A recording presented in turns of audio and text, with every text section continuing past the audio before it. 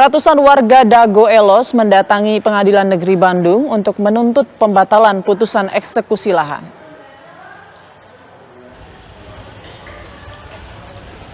Awalnya warga yang mengatasnamakan Forum Dago Melawan berkumpul dan berorasi di depan halaman gedung Pengadilan Negeri Bandung. Warga menolak atas putusan eksekusi lahan yang dikeluarkan oleh PN Bandung. Warga menolak Aan Maning atas putusan eksekusi lahan yang dikeluarkan oleh PN Bandung. Suasana pun riuh juga sempat terjadi di dalam ruang persidangan. Warga menganggap banyak objek dan subjek sengketa yang tidak sesuai dengan fakta. Diketahui sebelumnya PT Dago Inti Graha dan keluarga Muller telah memenangkan gugatan atas sengketa tanah di Kelurahan Dago, Kecamatan Coblong, Kota Bandung seluas 5.316 meter persegi, 13.460 meter persegi dan 44.780 meter persegi oleh Pengadilan Bandung.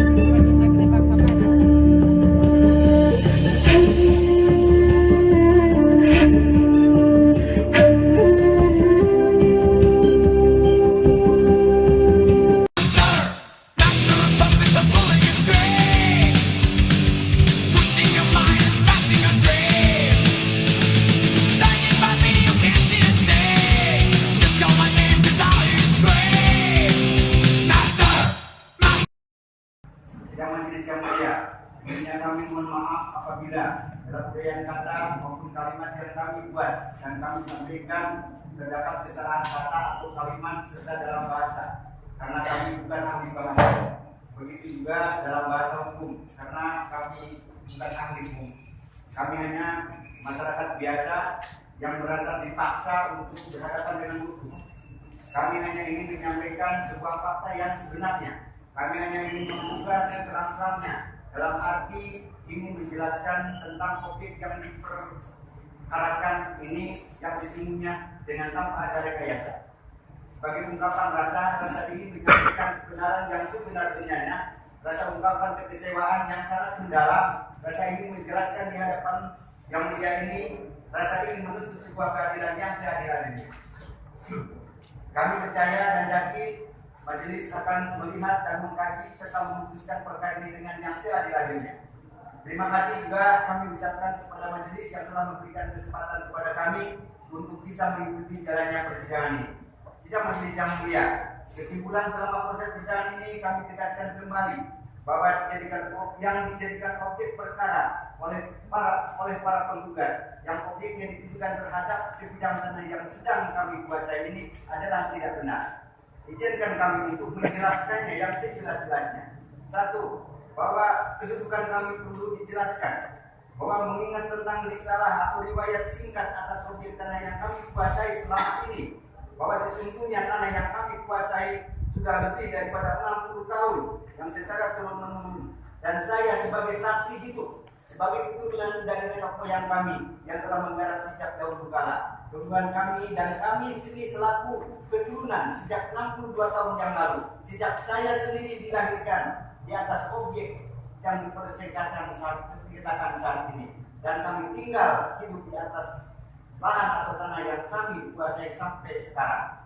Kami akan menerangkan riwayat daripada risalah hingga batas-batas tanah, tanda-tanda yang ada di dalamnya yang merupakan pemberitahuan terutama dari orang tua kami almarhum, bahwa sebidang tanah kami jelaskan, sebidang tanah atau lahan yang dikuasai negara dalam aturan hukum yang terletak di Blok Dago Elos Cidapuhan yang berasal dari tanah hak Handong nomor perkuning 37403741342 dan 4647 tertulis dan terdaftar di kantor Agraria Kota Praja pada saat dahulu. dan di kantor Badan Pertanahan Nasional Bandung pada saat sekarang. Sudah tertulis dan terdaftar tercatat atas nama NP Semen Tegel Pabrik and Material Handel Simungan, yang atau dikenal sejak dahulu bahwa tanah tersebut disebut tanah Simungan, terdiri dari 4 buah nomor perponding: 1, 3, 740, 3742, 374, 3742, 6467. Secara keseluruhan kami singkat jumlahnya seluas 69.346 meter. Bahwa kami terangkan riwayat pada tahun 1974 sebagian tanah tersebut yaitu sebagian dari nomor perponding 3742 sebagian sudah dimohon oleh Nini Karim dan kawan-kawan atau yang disebut para penggarap terdahulu dan telah diberikan hak bangunan. Dari kasih ini malah sudah ditingkatkan menjadi hak milik sebanyak kurang lebih 40 bidang pemilik yang bersertifikat CSHM dengan jumlah yang sudah ditingkatkan haknya seluas 22.000 meter persegi. Bahwa sisa tanah Simungan yang belum ditingkatkan haknya adalah seluas 39.346 setelah dikurangi 22.000, maka yang tersisa adalah 47.346 meter persegi. Status tanah tersebut adalah status tanah yang dikuasai negara atau tanah negara bebas, karena sisa seluas 47.346 meter persegi yang belum ditingkatkannya terhadap siapapun. Bahwa pada tahun 67 atas nama Didi Koswara tergugat 1 dalam gugatan penggugat telah menerima surat pelepasan hak dan tidak keberatan atas bidang tanah dari Nini Karim pada saat itu selaku kuasa Yayasan Ibu Ema, karena semenjak tahun 1952 sampai dengan tahun 62 tanah Simungan dimaksud dikelola oleh Yayasan Ibu Ema sebagai mitra kerjasama dalam pengelolaan tanah tersebut. Yang dimaksud sejak tahun 67 tanah Simungan sisanya yang belum dimohon dikelola oleh Didi Koswara dan kawan-kawan. Seiring jalannya waktu dan kedatangan warga masyarakat yang baru dan yang menetap di Blok Dago Eros Sirapuhan, banyak melayani masyarakat yang turun serta menggarap, memanfaatkan, menghuni dan akhirnya menjadi area perkampungan dan kemudian menjadi penduduk yang sudah menetap dan menjadi penduduk tetap di atas lahan tersebut dan tercatat sebagai masyarakat atau warga dari Kelurahan Dago, Kecamatan Cokdong, Kota Bandung dengan mempunyai kartu keluarga dan kartu tanda penduduk. Bahwa penguasaan fisik di atas tadi, lahan di atas seluas 47.346 meter persegi dapat kami rincikan sebagai berikut. Bahwa pada tahun 67 sebagai penguasaan fisik di atas tanah tersebut sudah dibangun masjid seluas 500 meter persegi, dan pada tahun 1980 dibangun kantor pos seluas 500 meter persegi, dan pada tahun 1974 dibangun terminal seluas kurang lebih 3.000 meter persegi. Maka sisanya sejak tahun 1967 dihuni digarap oleh Didi Koswara dan sejak tahun 1974 digarap dihuni oleh para penduduk yang setelah menjadi area perkampungan, sehingga totalnya 47.346. Itu keberadaan yang dikuasai oleh fisik tersebut tadi 1, 2, 3, dan 4. Bahwa tertib administrasi pengurusan tanah negara yang kami perbuat selama 30 tahun telah didokumentasikan, mengurus surat-surat dari institusi terkait, surat keterangan dari instansi lembaga yang terkait, surat keterangan lurah camat, pendataan penduduk, para penggarap, pengukuran peta bidang tanah, pembuatan peta induk penggarap, para penghuni, pengurusan pembayaran pajak dan bumi, dan surat-surat permohonan hak kepada Badan Pertanahan Nasional melalui objek adjudikasi pada tahun 2000 pernah kami. Kalau cinta sudah dibuang, jangan harap keadilan akan datang. Kesedihan hanya tontonan bagi mereka yang diperkuda. Ini parah. Kowe nak sapa? Loh, Bapak kan yang lawan arah. Kok harus dijegoan yang kene? Loh, bukan Pak, Bapak kan yang lawan arah. Kenapa Bapak yang marah? Kamu nggak tahu saya ya? Saya lurah di sini tahu. Loh, Bapak yang lurah justru harusnya lebih tahu aturan. Saya ini lurah tahu, saya lurah. Loh justru karena Bapak Lurah itu harusnya tahu aturan Pak. Ini jalan searah, jadi nggak bisa lawan Kalau sini. jangkirkan ya, itu kalau jangkirkan. Bu, jangan gitu Bu.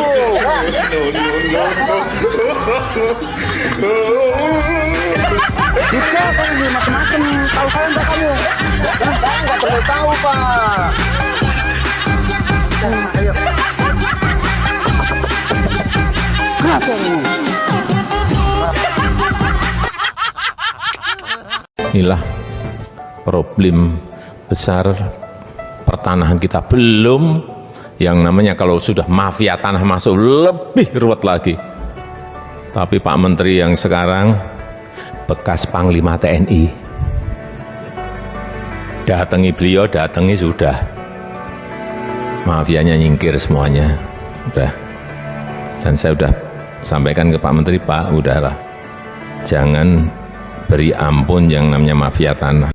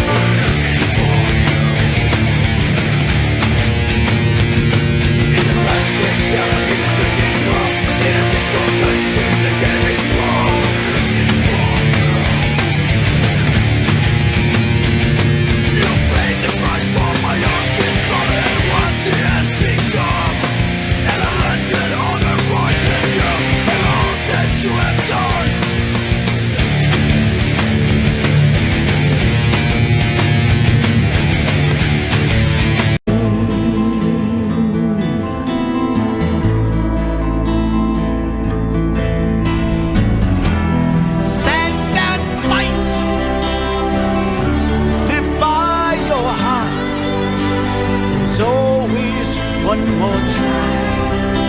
I'm not afraid to die. Stand and fight. Say what you feel.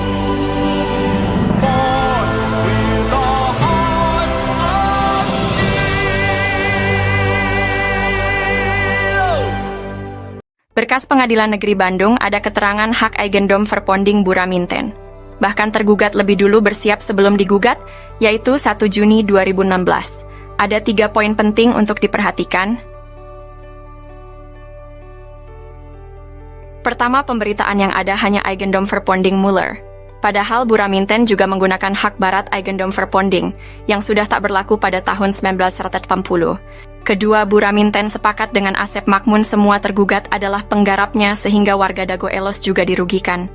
Ketiga, lokasi objek paling luas, 4 hektar lebih, yaitu Eigendom Verponding 374/2, berada di Kampung Cirapuhan RW 01 Bandung, bukan di Dago Elos RW 02, namun Cirapuhan RW 1. Hanya ada 3 orang yang digugat. Pada berkas tahun 1997, luas tanah warga Dago Elos kurang dari 1 hektar, sementara objek yang digugat mencapai lebih dari 6 hektar lebih. Itu 3 poin penting. Oh, jantan Bapak teh ngagales di iya Di Ramana nih.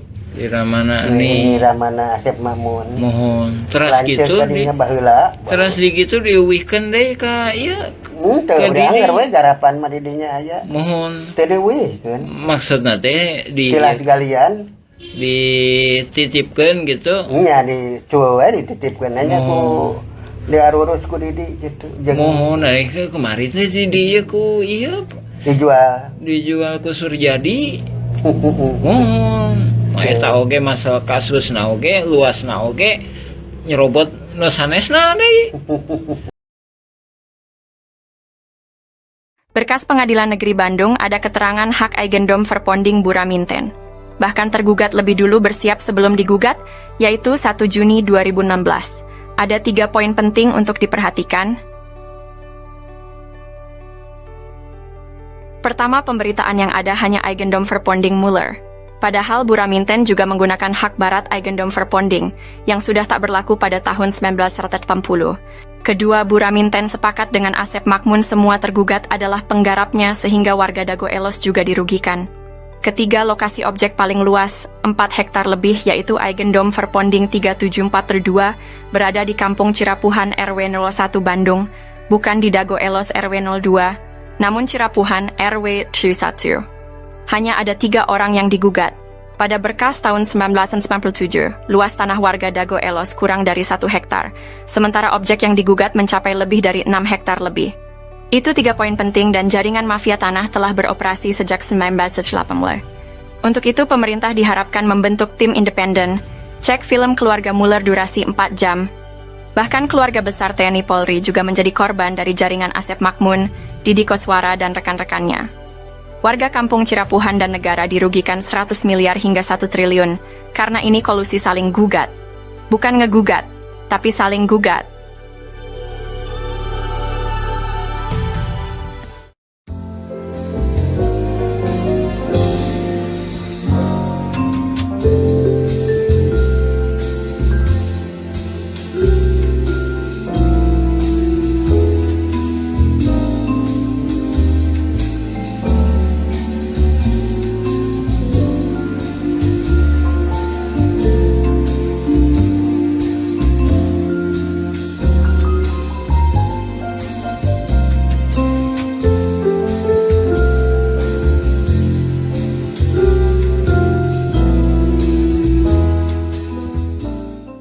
Sengketa lahan di Tanah Dago merupakan modus mafia tanah yang saling gugat di pengadilan jaringan Asep Makmun dan Didi Koswara beserta kaki tangannya.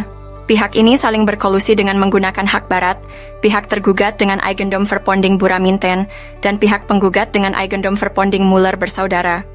Modus ini melibatkan jaringan Asep Makmun Cies sejak tahun 1980-an. Untuk mencegah penipuan oleh mafia Tanah Dago, maka perlu diperiksa juga oknum warga dan oknum aparatur negara dalam menangani sengketa lahan ini secara adil dan transparan. Pemerintah perlu membentuk tim independen karena praktik mafia tanah ini sejak sekitar 1980-an, diharapkan keputusan yang diambil tidak akan merugikan warga kampung Cirapuhan dan negara. Apabila tergugat menang, mafia Tanah Dago memperoleh tanah sekitar 1 hektar. Namun jika penggugat menang, mereka dapat memperoleh 6 hektar. Banyak informasi beredar hanya bersumber dari jaringan Asep Makmun, sekalipun Muller jadi tersangka. Jaringan Muller bersaudara itu juga jaringan Asep Makmun. Dampak dari sengketa ini sangat besar, dengan kerugian yang mencapai 100 miliar hingga 1 triliun bagi warga kampung Cirapuhan dan negara. Cek info blog atau video tentang konflik Dago Elos versi kampung Cirapuhan atau versi Nawisan Kurma.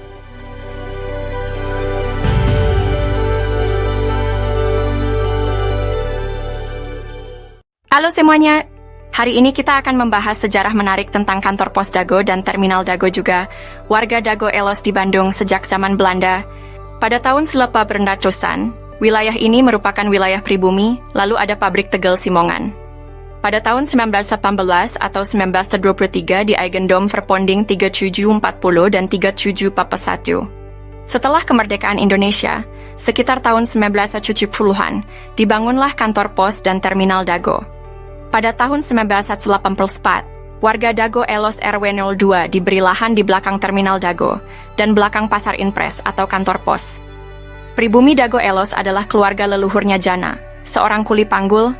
Namun sayangnya jaringan mafia tanah mulai menyerobot fasilitas umum di sekitar terminal Dago dan kantor pos. Maka ini merugikan warga dan negara 100 miliar hingga 1 triliun.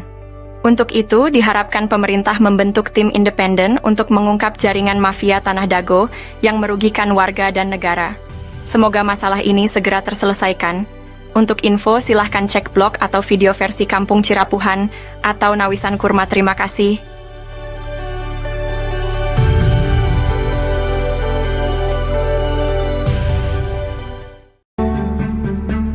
Let me tell them the following. To do what is right is to respect the principles of non-interference in the domestic affairs of other countries. Dramatisasi sidang sengketa Tanah Dago. Siapapun yang menang, warga tetap jadi korban. Assalamualaikum warahmatullahi wabarakatuh. Halo, saat ini saya sedang berada di wilayah Dago. Masih ingat dengan konflik sengketa tanah Dago Elos? Ternyata, konflik sengketa tanah Dago Elos merupakan dramatisasi yang sengaja dilakukan oleh beberapa oknum warga yang ternyata sejak awal sengaja dibuat sebuah skenario untuk saling menggugat.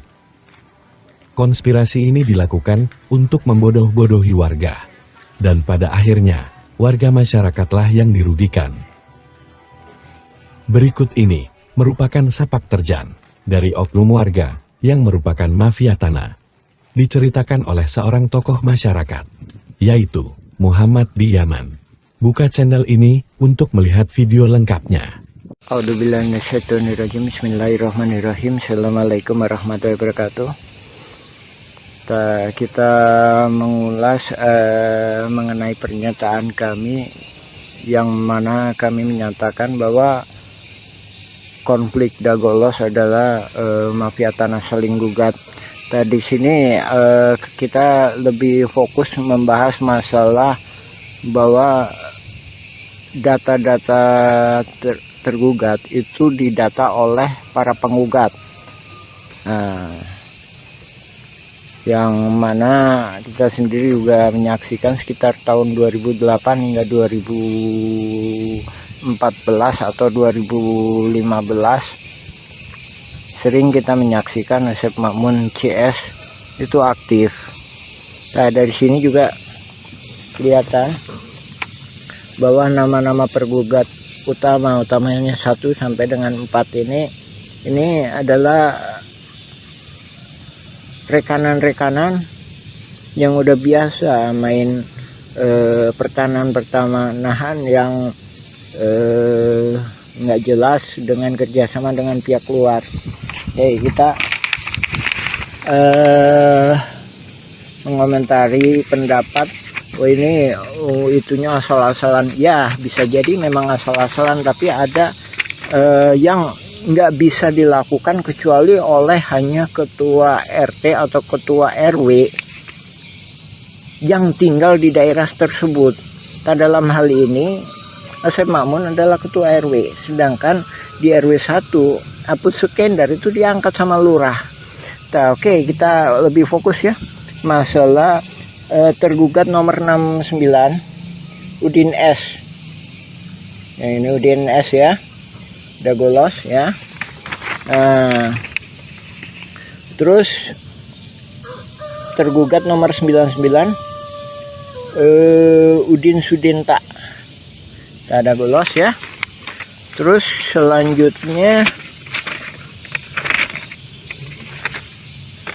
ini tergugat nomor 232 dan 233 yang mana disebutkan atas nama Cepi. Cepi ini anaknya Udin Sudinta. Nah, ini disebutkan alamatnya 215A sama 215 ya, cuma dikasih tambah A. Nah, ini menunjukkan bahwa yang ngedata ini pihak tergugat, bukan penggugat. Nah, ini menunjukkan suatu kerjasamanya. Oke, kita jelaskan ya. Adapun Udin Sudinta itu yang dimaksudkan dulu yang namanya Udin S ya, penggugat 69 ini ya. Dulu yang bersangkutan itu memang tinggal di RW 2 ya. Terus penggugat nomor 99 itu Udin Sudinta. Dia punya juga bidak di sebelah terminal yang sekarang dipakai tambal ban. Nah, itu ya kan.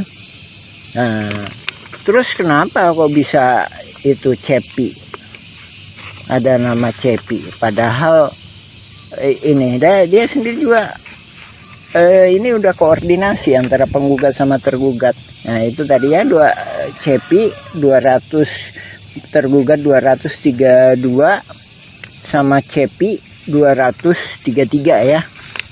Nah, itu kita tunjukkan. Nah, ini nih. Nah, rumah ini rumah Udin Sudinta. Dari mana dia tahu bahwa ini punya Cepi? Padahal Udin Sudenta punya lebih dari satu anak.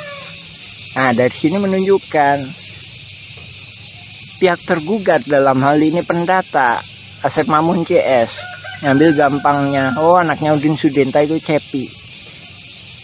Nah, terus yang satunya lagi, kenapa diambil Cepi tergugat sebagai 233 beralamat 215 dan 215A. Ini salah satunya memang yang sebelah utara itu emang dijual yang namanya Pak Dirman. Sementara Pak Dirman itu mau jadi warga RT 07 RW 1. Ini kami duga dia khawatir kalau Pak Dirman ini dibantu oleh warga RW 01, dalam hal ini warga RW 01 yang nggak masuk dalam jaringan mafia tanah. Nah, adapun ini kita sendiri juga mohon ke pemerintah dalam hal ini ke Lurah Dago supaya batasnya diperjelas. Nah, ini batasnya diacak-acak. Tahun 99 itu batasnya di sini nih. Nah, ini kita sepakati. Jadi Demak itu masuknya ke RW 1. Kantor pos itu batas akhir RW 2. Jadi sebelah utaranya atau yang dikuasai oleh Dago Inti Graha sekarang. Jadi asal muasalnya kan dari pribumi diserobot oleh Asep Mamun, dari Asep Mamun ke Pak Budi. Pak Budi dijual ke PT Dago Inti Graha, dia peralihkan lah garapannya ya. Itu masuk RW 01. Nah, oke, diperjelas lagi ya. Jadi balik ke poin awal. Jadi ini tadi masalah Cepi atau keluarga Pak Udin itu menunjukkan bahwa detail seperti itu hanya bisa dilakukan oleh orang-orang dalam hal ini tergugat itu sebagai ketua RW, otomatis bisa dia melakukan pendataan, apalagi dia punya data di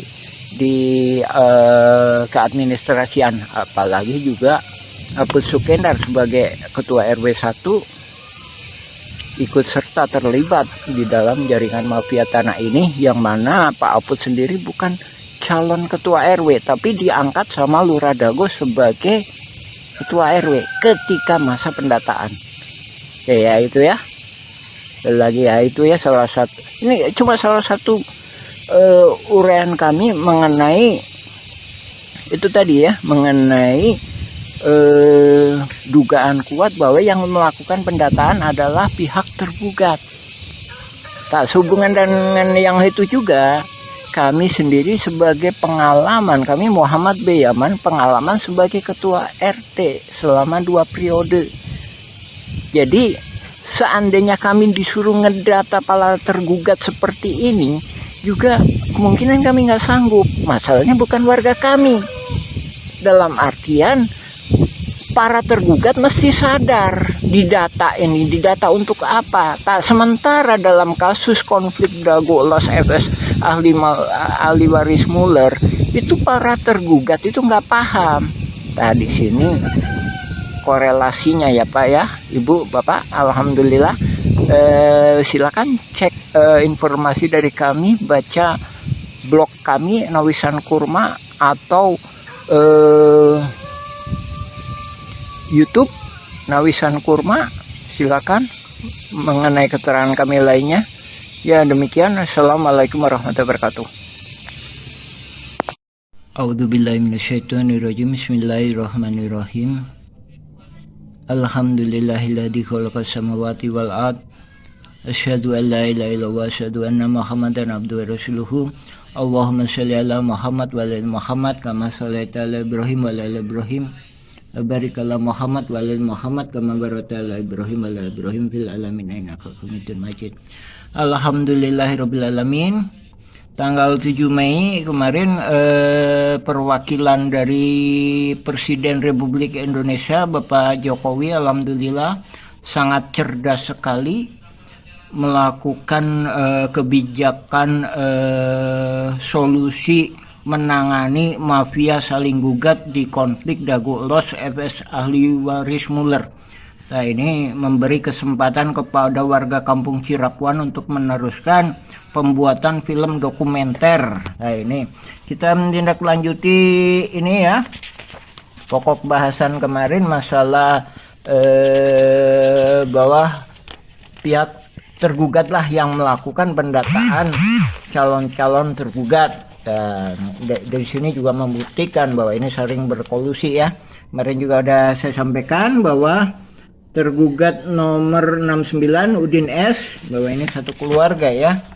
Tergugat nomor 69, habis itu nomor 99 Udin Sudenta ya, ini sama aja ini ya, satu keluarga ini ya.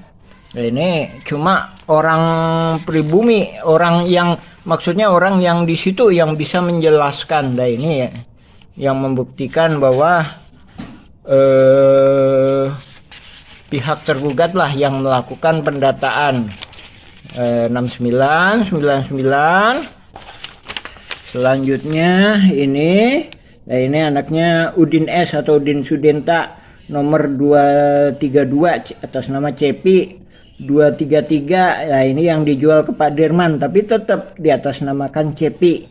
Nah, ya kan? 1 2 3 4, udah 4 ya. 4. Nah, 4. Nah, ini juga membuktikan tuh 5 Udin S. Jadi ini satu keluarga. Saya jelaskan. Jadi ini yang pertama itu bisa jadi yang di RW 2 atas nama Yani itu. Yani itu putrinya Udin S. Terus kan 5 kan? Yani. Terus 5 6 ya? 6 ya? 6. Itu tadi ya, tergugat nomor 69 1. Ini atas nama Yani, sekarang ditempati oleh Yani. Udin ST udah almarhum ya. Nah, terus ini Udin Sudenta. Nah, ini Udin Sudenta ini punya tempat juga di sebenarnya RT 07 RW 1 ya. Nah, ini jadi ada dua. Oke ya, 2 kan. Terus kemudian atas nama Cepi. Cepi itu anaknya Udin ya. Cepi itu anaknya Udin Sudenta yang nomor 2 ini 232 sama 233. Nah, ini yang di RT 7 itu ada 2 ini. Kenapa ini ada di atas namakan Cepi? Masih ada anaknya putra, masih terkait dengan putranya Udin S atau Udin Sudenta, karena ini dijual ke Pak Dirman. Ini sebenarnya lokasinya di RT 07 RW 1 ya, RW 1. Alhamdulillah ini saya menyambut baik.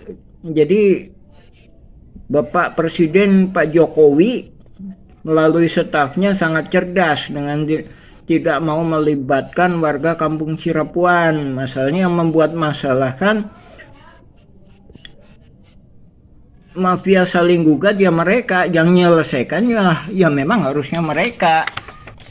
Itu kalau kita ditanya Muller penipuannya di mana, kita nggak bisa menunjukkan kecuali menunjukkan lewat oknum-oknum kaitannya dengan oknum-oknum. Itu tadi kan. Lagi ya, 69, tergugat 69, 99, 232, 233. Kan? Habis itu 301. Nah, ini kami berjelaskan. 1 ditempati Yani, putranya Udin Sudenta. Terus kedua di RT 7 itu ada 2, yang satunya dipakai si Cepi, anaknya Udin S, yang kedua dijual ke Pak Dirman, dioper aligalapkan ke Pak Dirman, tapi tetap atas nama Cepi. Terus ada lagi di terminal Dago, itu ada 2, satu buat warung kopi, kedua bikin tambal ban. Nah itu membuktikan ya bahwa ini nggak akan mungkin kalau yang melakukannya pihak penggugat yang notabene nggak paham betul area sekitar sini ya. Ya alhamdulillah kita menghormati kebijakan Bapak Presiden. Kita juga udah nulis nih, Bapak Panglima Perang Tertinggi Republik Indonesia, nih nomor suratnya. Ini total berkasnya beratnya lebih kurang 2,7 kilo. Adapun yang kita kirim surat ke DPR Pusat beratnya 3 kilo.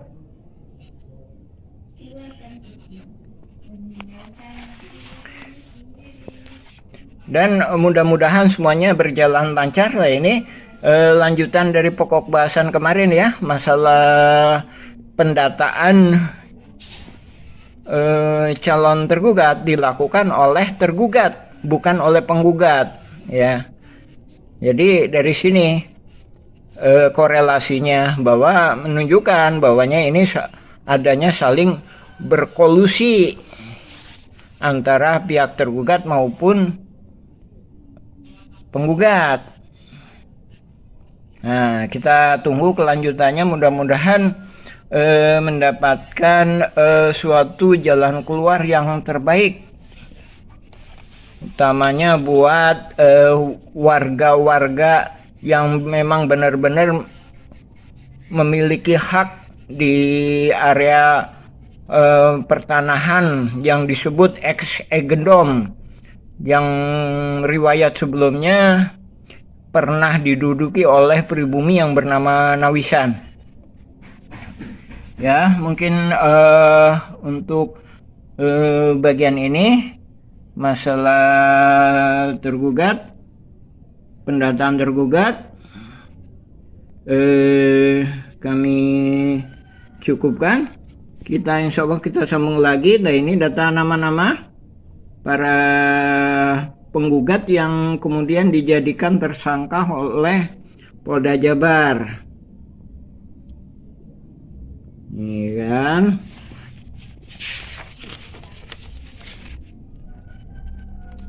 Ini berkas pengadilan negeri.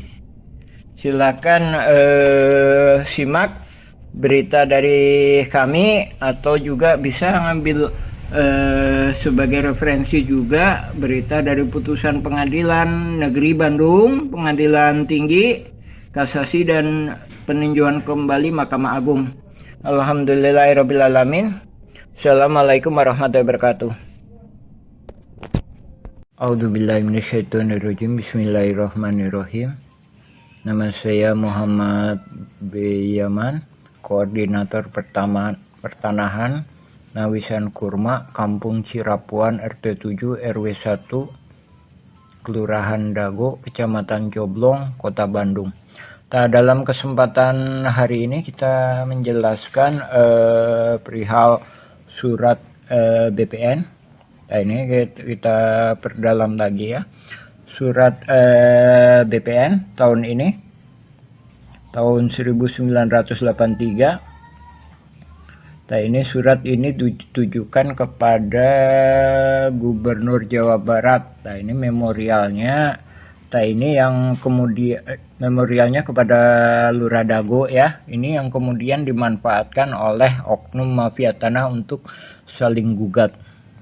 Nah, makanya itu saya sampaikan mafia tanah ini bergerak mulai sekitar 1980-an. Nah, adapun surat ini latar belakangnya kita dikasih oleh Pak Agus. Nah, ini sebagai ketua RT dulunya di RW 02. Ya, Pak Agus ini. Nah, adapun ada penggarap-penggarap sejak 1965 kita nggak tahu. Adapun yang kita ketahui itu sejak 1980-an. Nah, dari sini surat itu bisa jadi ibaratkan senjata. Jadi kalau dipegang orang yang baik bisa jadi baik itu senjata. Tapi kalau dipegang oleh para mafia tanah bisa juga disalahgunakan. Nah, dalam surat ini isinya perponding. Ada 4 ini nomornya. Terus juga dijelaskan di surat ini bahwa verbonding ini juga udah pada diproses. Ya. Terus di sini juga dijelaskan ada total verbondingnya berapa. Ini kan ada 4 ya, ini nomornya. Terus di sini juga dijelaskan Nini Karim. Nah, ini Nini Karim, Yayasan EMA memohon dan disetujui oleh Pemkot Bandung. Ketika itu mah Bandung aja ya, bukan Pemkot, masih belum terpisahkan mungkin ya antara ini. Terus juga Pak Marhadi ini juga melakukan pemohonan di ini seluas 11.000 tapi ditolak.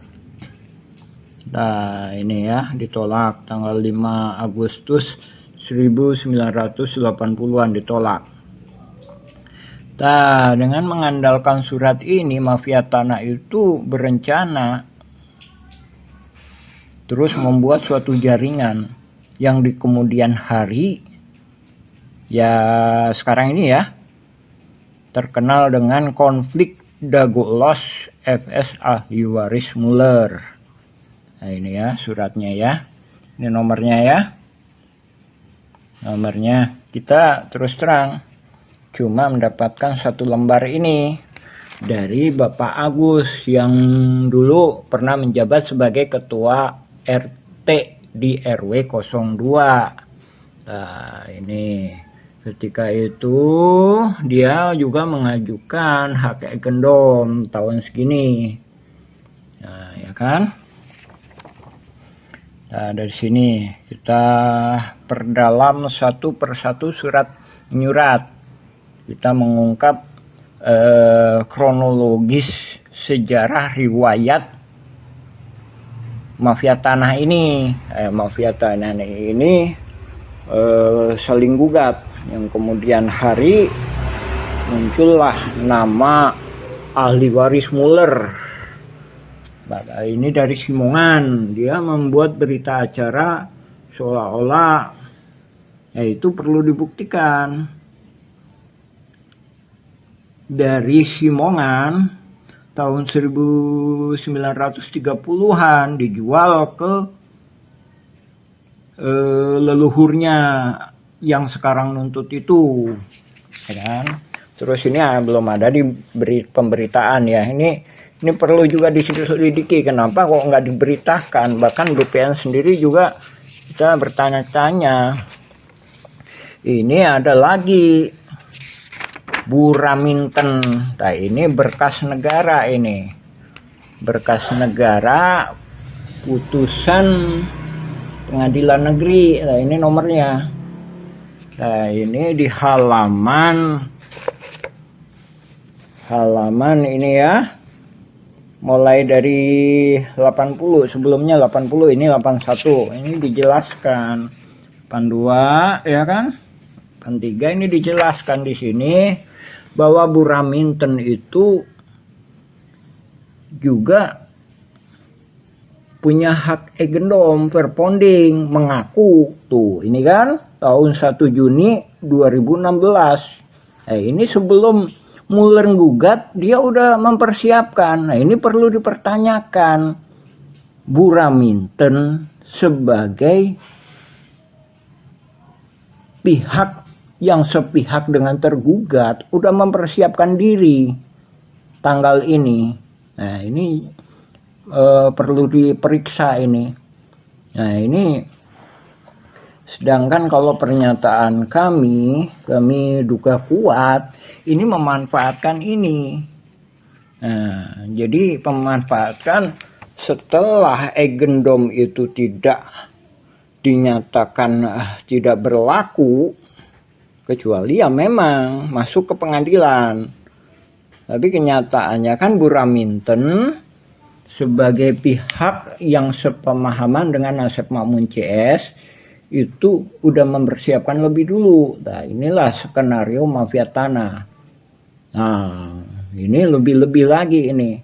Dia menyatakan semua tergugat itu adalah penggarapnya. Nah, sementara itu penggugat itu agendumnya seolah-olah diduga kuat itu juga manipulasi, seolah-olah dia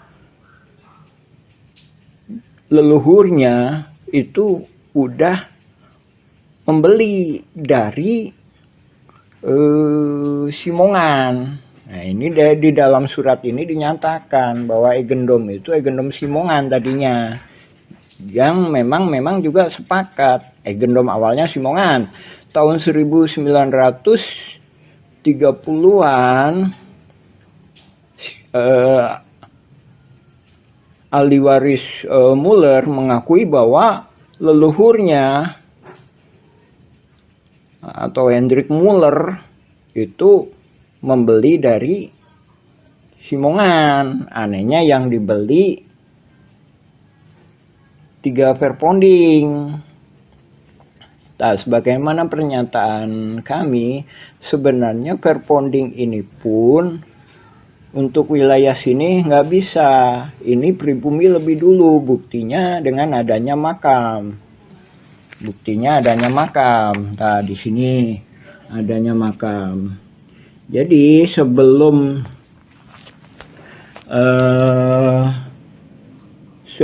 ini pun, sebelum Simongan datang pun tahun 1900-an itu pribumi di sini, di daerah PMI sini PMI ini. PMI. Habis itu disuruhlah ke sini. Begitu disuruh ke sini, ternyata Simongan ini nyerobot lagi. Simongan itu kan Belanda penjajah, robot lagi. Nah, akhirnya juga disepakati lah di sini, ya kan? Di sini, ini pribumi. Jadi di sini Nawisan dan beserta keluarganya, beserta pribumi-pribumi lainnya. Nah, ini juga saudaranya Nawisan. Nawisan punya anak, Nek Okoh, Nek Emeh, Nek Eyong, Nek Ewung, Nek Emeh, ya kan? Nah, dari sini kan?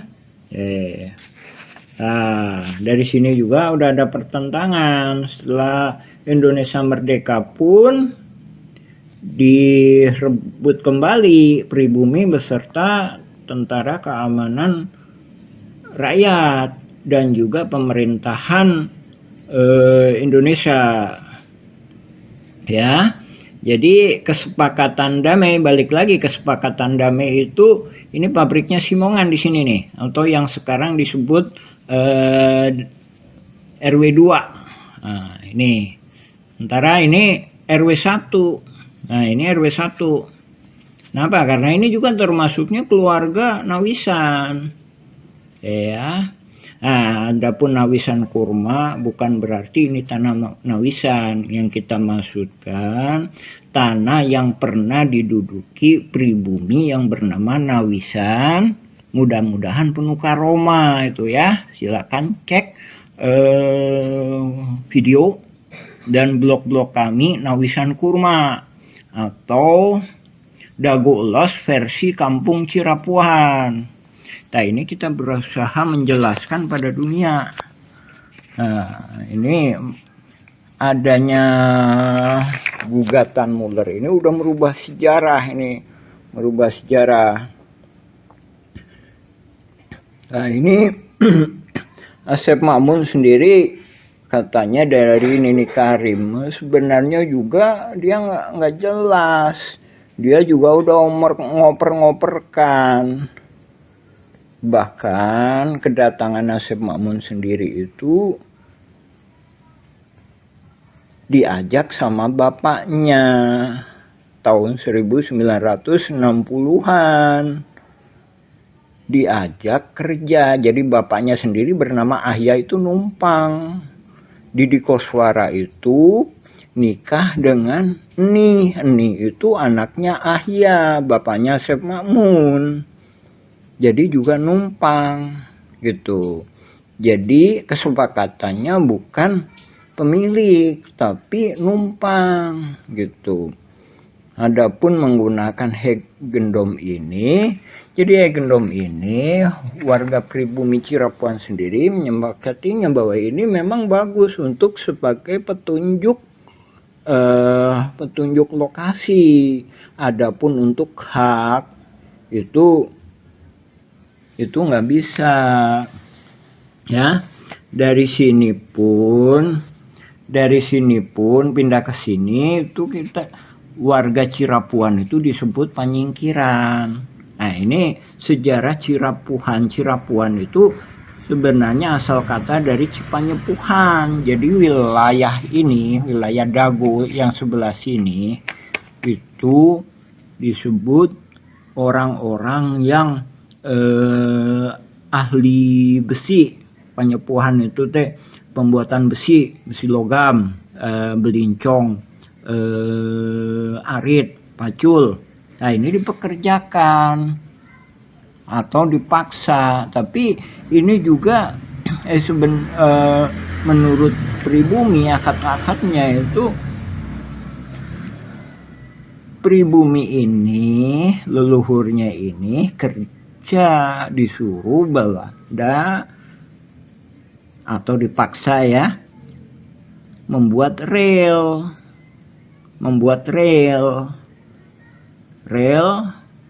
dari Bandung ke Purwakarta, atau dari Bandung ke timur, atau dari Bandung ke selatan, Padalarang ke barat dan sekitarnya. Selain itu, pribumi Cirapuhan ini berkebun. Nah, disinilah berkebun PMI ini. Kemudian digusur ke sini. Kemudian disepakati, nah ini Simongan, pabriknya Simongan di sini. Ini terminal. Nah, ini kantor pos. Nah, ini batasnya kantor pos. Pribumi di sini. Sementara Belanda ini di sini. Kemudian memang setelah pembangunan gua Belanda di sini, kurang lebih gua Belanda ya. Itu kan komplek militer ya, nggak boleh di pinggir jalan. Ya, jangan bayangkan ini jalan udah ada belum. Nah, tahun 1910-an ini masih istilahnya jalan rahasia lah, masalahnya ini komplek militer ya. Nah, jalanan ini lebih jelas itu tahun 1920-an ketika dibangun PLTA di sini. PLTA ini. Nah, ini Hotel The Match ya, patokannya Hotel The Match di sini ya.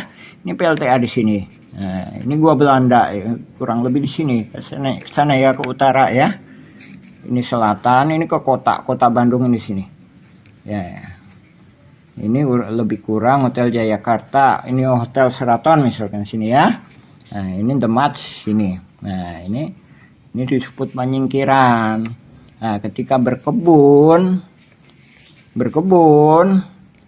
menjual hasilnya itu di Simpang Dago. Nah, mungkin di sini ya. Oke, di Simpang Dago sini ya. Nampak Simpang Dago sini. Karena batas di sini, dari sisi sebelah sini Gasibu ya, sebelah sini ini misalkan ini ITB ya, ITB, kampus ITB. Tadi sini, ya, yang sekarang yang lebih kurangnya itu pasar Simpang itu, itu Nadagoan Nah, dago menunggu di sini. Kenapa? Ini batasnya di sini Belanda. Ini Belanda. Jadi pribumi cuma sampai sini. Oke, balik lagi ke sini ya. Tapi namanya penjajah juga udah diituin di sini. Nggak mau, dia juga disuruh naik lagi ke atas lagi. Naik ke atas lagi. Akhirnya di sini kan. Oke, Simongan mendirikan pabrik di sini. Simongan mendirikan pabrik di sini.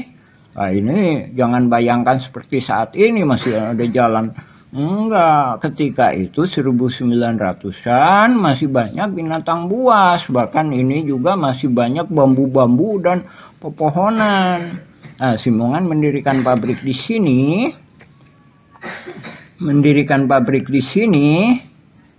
Nah, pribumi mana di sini. Nah, Nawisan itu bersama saudaranya dan atau temennya. Kemudian di sini, nah ini leluhurnya Bu Iyos itu, Bu Iyos misalkan. Nah, ini ntar Juanta itu di sini, Cirapuan Timur ini. Nah, ingat ya, Cipanyepuhan. Jadi Cipanyepuhan itu boleh dikata tempat pembuatan besi tempa. Bisa jadi orangnya ini. Jadi orang-orang inilah Bandung Utara ini disebut wilayah Cipanyepuhan. Bahkan juga dianggapnya petani juga bisa. Jadi ibaratkan kayak gini. Bapak-bapak misalkan, bapak atau ibu misalkan butuh perbaikan rumah misalkan. Biasanya, oh orang situ. Nah, seperti itu tuh. Nah, seperti itu. Jadi seolah-olah orang Cipanyepuhan ini dianggapnya ya tenaga lah. Tenaga yang berkaitan dengan konstruksi, berkaitan dengan perkebunan. Nah, seolah-olah itu tadi, ibu bapak misalkan itu tadi butuh bantuannya padahal perbaikan rumah ya. Oh, minta tolong ke orang Cipanyepuhan, Cirapuhan lah gitu. Nah, jadi riwayat Cirapuan sendiri itu lebih tua. Nah, ini membuktikan adanya gugatan Muller sama Dagolos itu bisa merubah sejarah. Nah, ini perlu kita sampaikan, ini harus kita bongkar ya, lagi ya, kita fokuskan menjelaskan ini ya. Inilah yang dijadikan alat, yang kemudian dijadikan alat untuk manipulasi. Jadi pihak tergugat itu sama pegang Eigendom Verponding juga, pihak penggugat sama pegang Eigendom Verponding alas haknya. Dari sini warga terperangkap. Jadi yang tergugat itu juga terperangkap. Jadi nggak punya kesempatan untuk merdeka atau mendapatkan hak pertanahan. Dan juga warga yang tidak tergugat juga sama. Dalam hal ini juga pemerintah juga dirugikan. Nah, tergugat menang, pemerintah dan warga kampung Cirapuan itu dirugikan sekitar lebih kurang 100 miliar hingga 1 triliun. Ya, ini kalau penggugat menang. Nah, ini kayak sepak bola gajah. Jadi oknum-oknum ini mengusahakan supaya penggugat menang. Alhamdulillah udah Isya ya, kita sambung lagi ke bagian berikutnya. Ini riwayat surat BPN ya. Ini ingat ya, ini suratnya. Alhamdulillah. Assalamualaikum warahmatullahi wabarakatuh. Ini bagian pertama, kita sambung lagi insya Allah ke bagian selanjutnya. Alhamdulillah. Assalamualaikum warahmatullahi wabarakatuh.